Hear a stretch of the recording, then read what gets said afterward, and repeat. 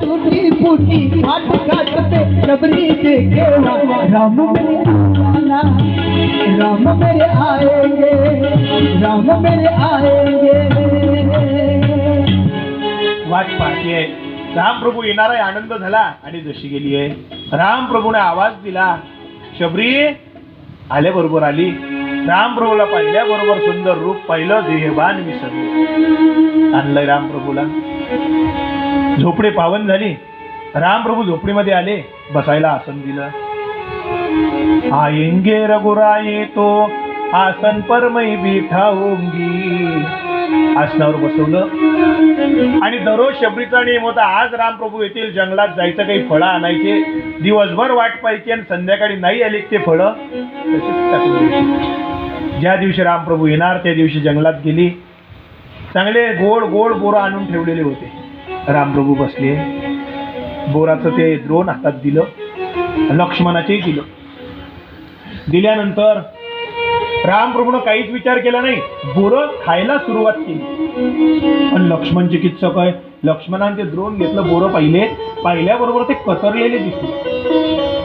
लक्ष्मणाने विचारलं, म्हणे शबरी आजी हे बोरं काय मेहरूनवरून आणले, कुठून आणले म्हणे तुम्ही? मेहरूंचे बोरं प्रसिद्ध आहे. ती म्हणे नाही बाबा, माझ्या हातानं स्वतः जंगलातून वेचून आणले. कोणी कोणी पक्ष्यानं कतरले का? पक्ष्यांनाही कतरले म्हणे. भय असे का दिसता, यांना दात लागलेले? अरे तुम्ही जंगलात आले, आंबट बोरं जर खाल्ले खोकला येईल, सर्दी पडसं होईल, इथं कुठं डॉक्टर आहे तुम्हाला जंगलामध्ये, म्हणून तुम्ही आजारी पडू नये त्याच्याकरता तुम्हाला गोड गोड बोरं वेचून आणले. पण हे कतरले कसे काय? म्हणे माझ्या दातांनी कतरून बघते मी, गोड लागलं तर द्रोणात टाकते ना, आंबट लागलं तर. बोलता बोलता लक्ष्मणाचं लक्ष शबरीच्या दाताकडे गेलं. म्हणे आजी तुम्ही दात कोणत्या टूथपेस्टनं घासता? दंतकांती का कोलगेट? कोणत्या टूथपेस्टनं घासता? बरं त्यावेळी टूथपेस्ट नाही, निंबाची काडी, बाबडीची काडी, काही काही ना काही असेलच ना. शबरीने सांगितलं, लक्ष्मणा राम प्रभूची वाट पाहता पाहता इतकी तल्लीन झाली, मला दात घासायचाही विसर पडला, दातच घासले नाही. काही काहीचा भावच असतो तो. ते सांगते दातच घासले नाही मी. म्हणून ते पहिले नियम होते आमचे गुरु सांगायचे, व भिल्ल जातीमध्ये दात घासत नाही, वडार जातीमध्ये, आता आपण परिवारातलेच आहे कथा, वडार जातीमध्ये चोळी घालत नाही. का नाही? त्याचा बराच मोठा इतिहास. दात घासत नाही. दात घासले नाही म्हटलं, लक्ष्मणाला इतकं मळमळून आलं, न जाणं उलटी होती की काय, ती अवस्था पाहिली शबरीची. आणि ते सर्व पाहिल्याबरोबर लक्ष्मणानं द्रोण बाजूला ठेवलं, पण रामानं खायला सुरुवात केली. लक्ष्मणानं शबरीची स्थिती परिस्थिती पाहिली, मग दात घासले नाही कशी राहते, आणि इथे ते उष्टे बोरं आपण खा. लक्ष्मणानं द्रोण ठेवलं, पण रामानं शबरीची परिस्थिती नाही बघितली, शबरीची स्थिती पाहिली की शबरी कोणत्या स्थितीत आहे. देव कधी परिस्थिती पाहत नाही, देव फक्त आपली स्थिती पाहतो. शबरीचे बोरं खाल्ले. खाल्ल्यानंतर त्या ठिकाणी शबरी विनंती करते, प्रभू मी निरक्षर आहे, मला काही कळत नाही, कुठल्या कॉलेजला शाळेत कुठं काही शिक्षण नाही केलं. दीन रानटी वेळी शबरी, दीन आहे, रानात राहणारी, मला काहीच कळत नाही, काय करावं. त्यावेळेस रामप्रभू सांगतात, ही शबरी मी शिक्षण पाहत नाही. देव किती शिक्षण आहे, किती डिग्री आहे हे नाही बघत, ते व्यवहारामध्ये आहे. मी डिग्री नाही पाहत, मी धन नाही पाहत, किती श्रीमंत आहे ते धन नाही पाहत, किती ऐश्वर्य गाडी बंगला हे बाकीचं नाही पाहत, मी काहीच पाहत नाही. फक्त मी एक भक्तीचं नातं जाणतो. हे भामिनी, राम प्रभूंनी शबरी करता भामिनी शब्द प्रयोग केलाय. कह रघुपती सुन भामिनी बाता, जानू एक भक्ति करनाता. राम सिया राम जय जय राम, राम सिया राम जय जय राम. रघुपती सुन भामिनी बाता. रामायणामध्ये तुलसीदासजींनी रामप्रभूंनी जो शब्द प्रयोग केला भामिनी, भामिनी शब्द म्हाताऱ्या स्त्रीला म्हणत नाही, तरुण स्त्रीला भामिनी म्हणतात. मग शबरी तो 80 वर्षाची म्हातारी होती, तिला भामिनी का म्हटलं? तर त्याचं उत्तर आहे, भक्ती कधीच म्हातारी होत नाही, भक्ती कायम चिर तरुण राहते. भक्तीला कधीच म्हातारपण येत नाही, म्हणून भामिनी. जाणू एक भक्ती कर नाता, मी भक्तीचं नातं जाणतो, दुसरं काहीच जाणत नाही. भक्तीवर शबरीवर कृपा केली, 9वीदा भक्तीचा उपदेश केला, 9वीदा भक्ती सांगितली आणि शबरीला मुक्ती दिली, शबरीला मुक्त केलं. बरंच मोठं चरित्र आहे शबरीचं, खूप सुंदर भाव आहे. तिथून रामप्रभू चालत चालत सुग्रीवाची हनुमंताची भेट झाली, हनुमंतराय भेटले, हनुमंतराने सुग्रीवाची भेट करून दिली, वालीला मारलं. तिथून परत सीतामातेचा शोध घेतला, हनुमंतराने सीतामातेचा शोध लावून आणला. लंकेवर लगेच युद्धाची तयारी केली, लगेच युद्धाची तयारी करून रामेश्वरमला आले, भगवान शिवजीचं आवाहन केलं, पूजन केलं आणि रामेश्वराची स्थापना केली. रामेश्वराचाही खूप महिमा आलाय रामायणामध्ये, भागवतात नाही आलं ते वर्णन, रामायणात आलेलं. रामेश्वर लिंगाची स्थापना केली, शिवजी प्रकट झाले, प्रभू मला लंकेवर विजय मिळवण्याकरता आशीर्वाद द्या. ज्याला विजय प्राप्त करायचा आहे त्याने शिवजीची कृपा संपादन करा, तो कधीच पराजित होत नाही, म्हणून आशीर्वाद द्या. भगवान शिवजी प्रसन्न झाले, आशीर्वाद दिला, सेतुबंधन केलं, लंकेवर विजय मिळवला. रावण कुंभकर्ण दुष्ट होते, त्या सर्वांचा वध केला आणि तिथून रामप्रभू अयोध्या नगरीमध्ये आले. अयोध्या नगरीमध्ये आल्यानंतर सर्व अयोध्यावासियांनी रामप्रभूचं उत्साहात स्वागत केलं. स्वागत केल्यानंतर अयोध्यावासी सांगताय, वशिष्ठ महाराज लवकर राज्याभिषेक करा.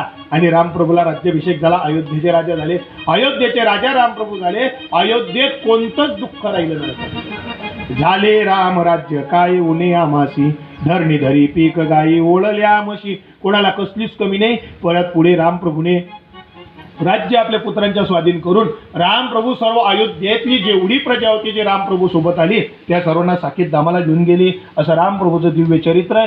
सर्व पुढच्या वंशाचंही वर्णन आहे, म्हणून थोडक्यात रामप्रभूच्या चरित्राचा हा पवित्र विचार सांगितलाय. असं भगवान प्रभू श्रीरामचंद्राचं चरित्र आहे. एका श्लोकात राम आहे, आदौ राम तपोवनादिगमनम हत्वा मृगम कांचनम वैदेहरणम जटायुमरणम सुग्रीव संभाषणम बाली निर्दलनम समुद्रतरणम लंकापुरी दाहनम पश्चात रावण कुंभकर्ण हरणम एतद्धि रामायणम.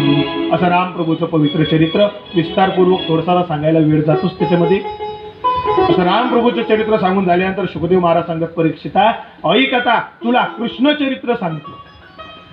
कृष्ण नाव ऐकल्याबरोबर परीक्षित राजा प्रसन्न झाले. गुरुदेव कृष्ण चरित्र हो, भगवान श्रीकृष्णाने हा परिपूर्ण अवतार घेतला, त्याचा कृष्ण चरित्र ही. मग महाराज कृष्ण चरित्र सांगताय तुम्ही, भगवान कृष्णाने अवतार घेतला, कशा करता घेतला, कसा घेतला आणि कोणते चंद्रवंशात घेतला होता, तो चंद्रवंशातच का घेतला त्याचंही वर्णन करून सांगा. मग शुकदेव महाराज चंद्रवंशाचं वर्णन करून सांगताय आणि अशा पवित्र चंद्रवंशामध्ये भगवान श्रीकृष्ण परब्रह्म परमात्मा परिपूर्ण अवतार घेऊन प्रगट झाले. मग तो अवतार चंद्रवंशात कसा घेतला ती कथा आपण पाहू. थोडंसं 2 मिनिटं सुंदर कृष्ण नामाचं चिंतन करू. काल आपल्या कथेत थोडासा अर्धा तास जरा तो राहिलेला वेळ आज आपण भरून काढू. आज 5 वाजेपर्यंत कथा येऊ, कालची वेळ भरून काढू, तुम्हाला त्रास नसेल तर बसण्याचा वगैरे त्रास. म्हणून भगवान श्रीकृष्णाच्या प्रगटोत्सवाचा सोहळा आपण आनंदात साजरा करू आणि भगवान श्रीकृष्णाचं पवित्र असं चरित्र आजपासून आपण प्रारंभ करणार आहोत. तत्पूर्वी कृष्ण चरित्र वर्णन करण्याआधी सुंदर भगवान श्रीकृष्णाचं नामचिंतन घेऊया. जियो श्याम लाला, जियो श्याम लाला,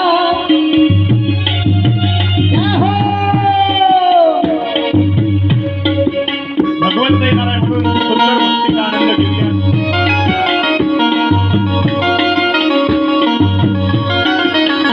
जियो श्याम लाला, जियो श्याम लाला, पीली तेरी पगड़ी रंग डाला, अरे पीली तेरी पगड़ी रंग डाला. जियो श्याम लाला, जियो श्याम लाला, और पीली तेरी पगड़ी ये रंग डाला.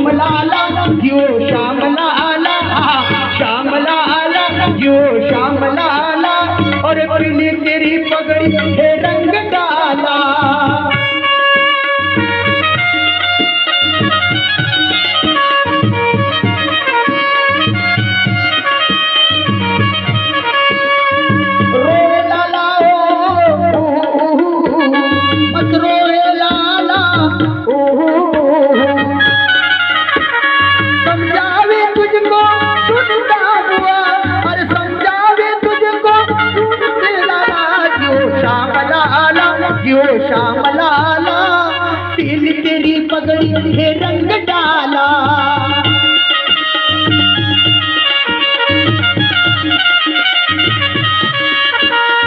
चरमर चरमर कर पालेला ब्रजवासियों वाले जो लाला, जो श्याम लाला, जो श्याम लाला, और पीली तेरी पगड़ी है रंग डाला, पीली तेरी पगड़ी है रंग डाला।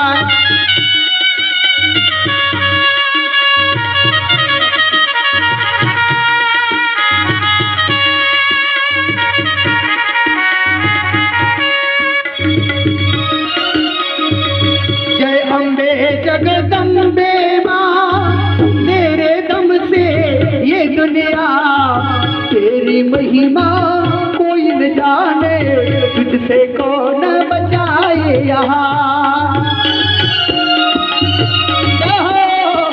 जय अम्बे जगदम्बे माँ, तेरे दम से है दुनिया, तेरी महिमा कोई न जाने, तुझसे कौन बचाए माँ।